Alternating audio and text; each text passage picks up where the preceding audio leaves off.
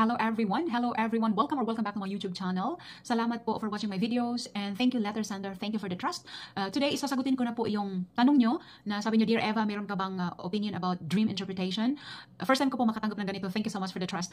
Ni-research ko po ang meaning ng dream nyo, baka makatulong to put your mind at ease, to put your mind at peace, na hindi na po kayo mag-worry. Siyempre maganda naman talaga yung hindi ka balisa, wala kang ibang iniisip. Ito na po yun.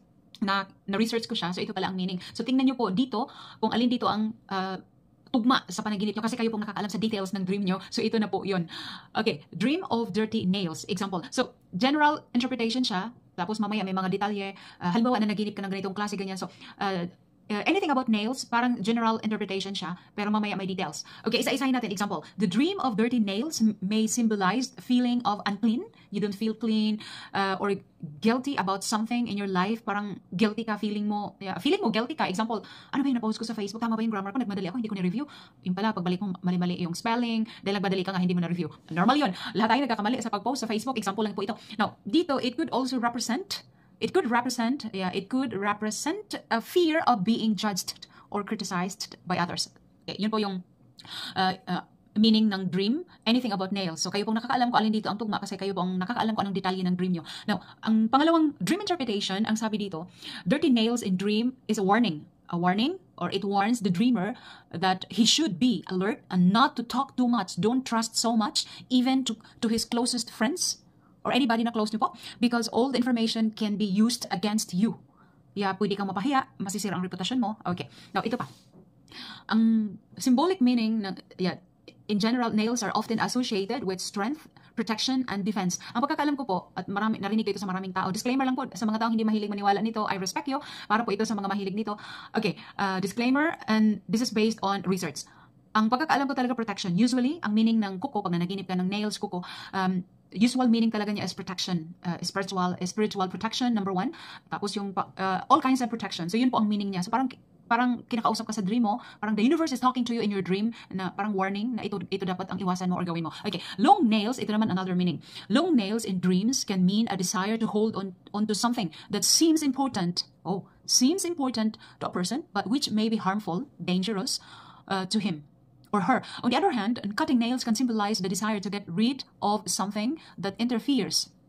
To get rid of, yung iwasan mo na, tanggalin mo na, something or someone that interferes or bothers a person to achieve cleanliness and order in one's life.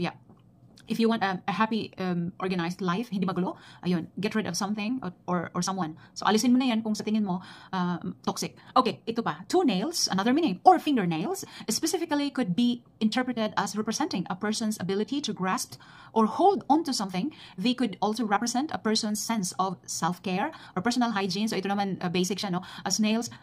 Okay, so yun yung meaning niya. Pangalawa, if you saw another person's nail, minsan nanaginip ako ng kuko ng ibang tao, ito pala ang meaning. If you saw another person's nail, kuko ng ibang tao na panikinipan mo na hindi mo kilala, if it is broken in a dream, this is a sign of temporary difficulties, o buti na lang, temporary difficulties in communication. Okay, and if you watched the nails break, nakita mo, nadadamage yung kuko, this is considered a good sign. Oh, good sign pala yun.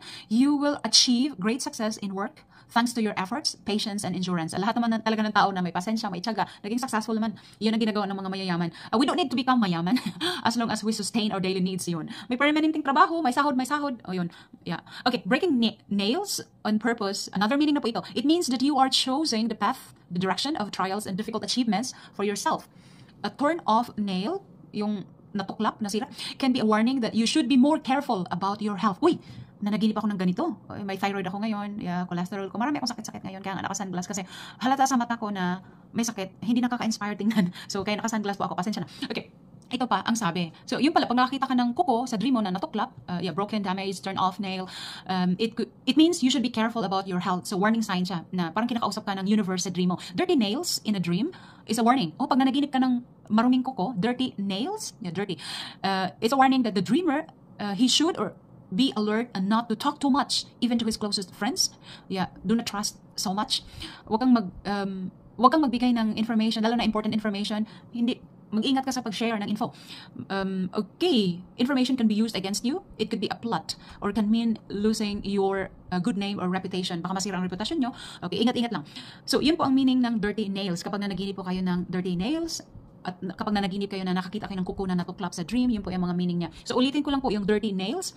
Kasi common ito. Pag nanaginip kayo ng ganito, it's a warning that the dreamer, he should be alert not to talk too much, even to his closest friends, because all the information can be used against you, and it might damage your reputation. So, broken and neglected nails, yung sa panaginip mo, nakakita ka ng kuko na neglected, parang hindi mo lang inalagaan yung kuko, ang dumi, are nails are interpreted by dream books as the unfavorable position of a family. So, it could be family trouble pag nakakita ka ng kuko sa dream mo, sa panaginip mo, na madumi, hindi inalagaan. And also, such a dream can lead to a feeling of shame of your relative, family, family, relative, whose behavior will be discussed for a long time behind your back. Oh my God. Okay, ingat-ingat lang po. Sick nails. Di ba may mga, parang may sakit na kuko? Pag nanaginip kayo ng ganon, it's a warning that the dreamer, it's about the illness, sakit, if someone from the family. The same plot can also symbolize negative emotions and quarrels, trouble in the family. Uy, ingat-ingat po. If another person's nail got off, pag nakita kayo ng kuko ng ibang tao na natuklap, this is a sign that you should pay attention to your family and your health. Okay, if your nail fell off, natuklap na talaga, natanggal, sa panaginip, nakita niyo po ng ganon, this plot means you will soon get rid of relationships that have lost their relevance a long time ago, yung matagal na kayong walang communication, hindi kayo close, only bring you extra trouble. So, ingat-ingat po at iwasan po ang mga ganong klaseng tao. Kasi we cannot please everyone, kahit family and close friend mo pa yan. Kung hindi kayo magkasundo, kahit anong bait mo, kahit mabuting tao ka pa, hindi lahat ng tao makasundo mo, hindi lahat ng tao magustuhan ka. Kaya di ba, we cannot please everyone. Kung sa umpisa pa lang, yung taong yun ayaw sa'yo, yung wala lang, siguro hindi ka lang niya type, or baka may inggit sa'yo, or baka tingin niya sa'yo, threat ka, nati-threaten siya sa'yo dahil ang lakas ng loob mo, ang galing-galing mo, may mga talent ka. Hindi natin alam kasi may mga taong unknown enemy na may hidden enviousness, may tinatagong inggit, so hidden jealousy or enviousness, inggit. So, ingatan po natin ang mga ganon. Mag-ingat po tayo sa mga ganong klaseng tao, at ang ganong sitwasyon, iingatan po natin na, oy, tika muna, ganyan.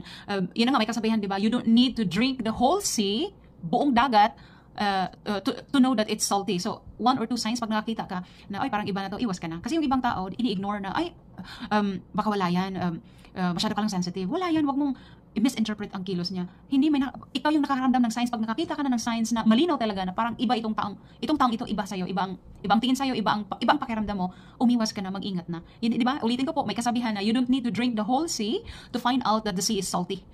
So hindi mo kailangang mag-collect ng maraming evidences na mabiktima ka sa taong toxic. So wag nang hintayin na maging biktima pa. Don't wait for the worst. Okay. Salamat po sa mga gusto magpadala ng dream meaning interpretation, sa mga gusto pong malaman kung ano pong meaning ng dream nyo, i-research ko po yan, and just send a message or